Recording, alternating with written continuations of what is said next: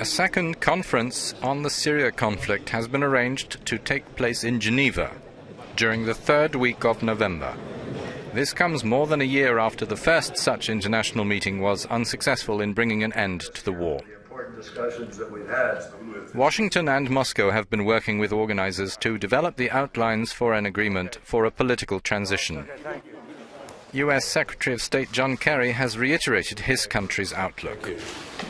We believe that President Assad has lost the legitimacy necessary to be able to be a cohesive force that could bring people together, and that there has to be a transition government.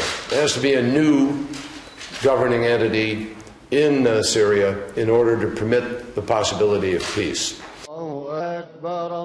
Assad and his regime insist that they are staying right where they are. He has demanded the rebels, whom he calls terrorists, be disarmed as a condition before he even starts to negotiate. He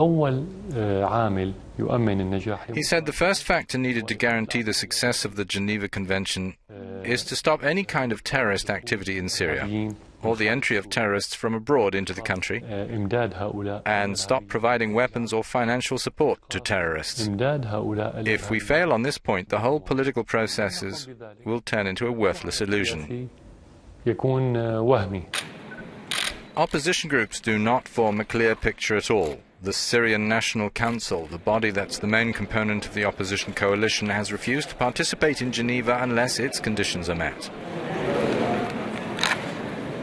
Council leader Ahmed Jarma said, "We've stated clearly we are not rejecting Geneva II for the sake of rejecting it, but we can only accept in certain circumstances that guarantee its success and prevent the regime from buying time." The coalition wants a guarantee that Assad will leave. So the many discordant voices involved are discrediting the conference before it has even begun.